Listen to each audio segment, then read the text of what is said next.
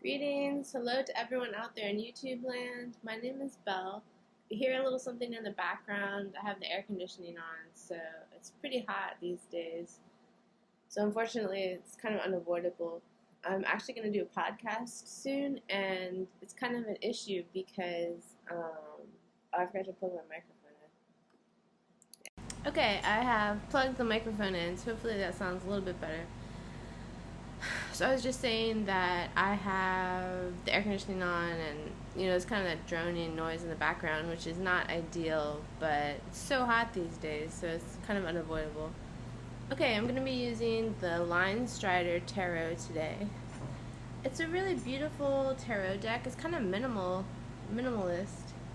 but there's something really nice about it at the same time. I had to kind of get used to it. Almost all the tarot decks I get, I have to kind of get used to. Like hardly any of them, when I first see them, am I completely into them. But then after a while, I'm like, oh, wait a minute, they're actually pretty nice, so it's kind of funny. Okay, one second, I'm going to take a sip of coffee.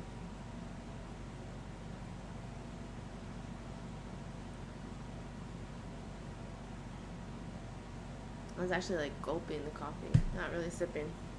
Okay. So these are these beautiful cards. I think it's like watercolors or something, perhaps. Not as much of a visual artist, but it seems like watercolors on these cards. So what should our topic be today to ask the cards and the universe about? Our topic today will be, I think, it should be about how we are contributing to creating our own reality and how we can make good choices that will affirm the highest for our reality, for our perception of life and the world. So I'm going to do 5 cards because it's going to be awesome. Okay. Just like shuffling and shuffling here.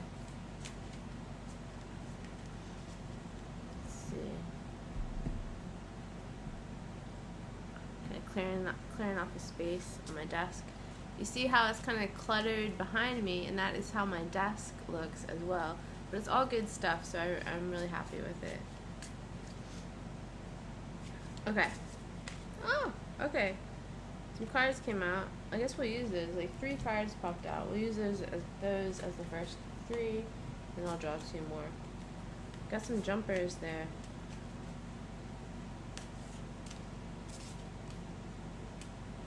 Okay. We got... Oh, people are sending me messages. Yay. Okay. 1...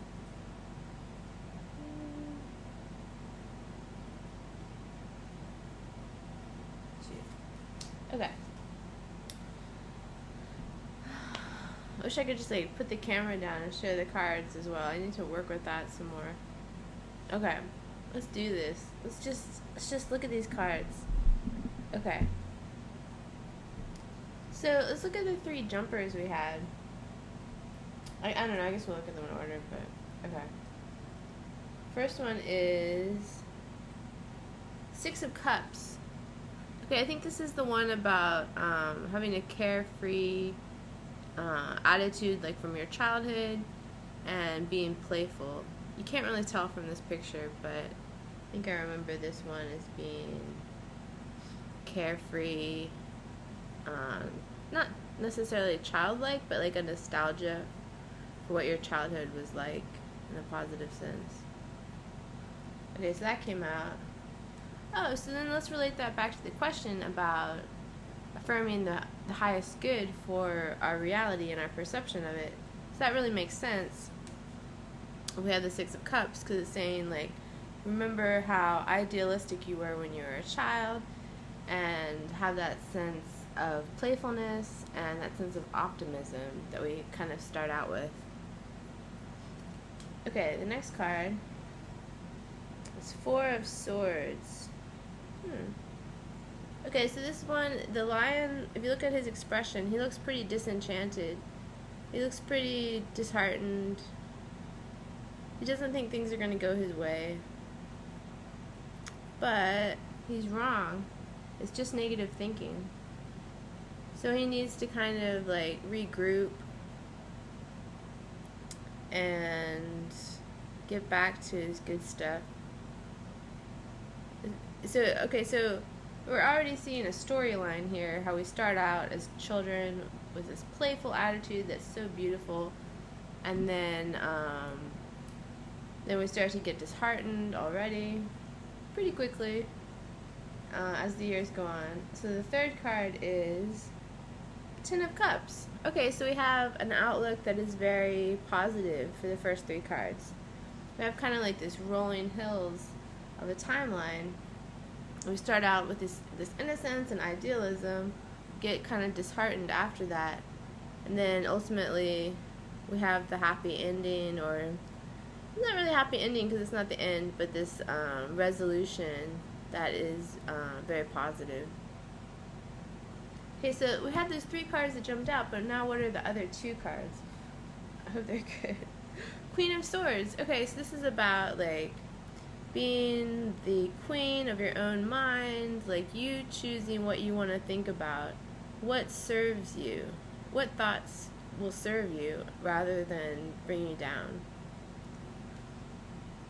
And oh, this couldn't be better. Okay, so we got the Queen of Swords, and then we got the High Priestess. So this is great. It's like we have this story of the first three cards, and then it's like, well, what's gonna power that?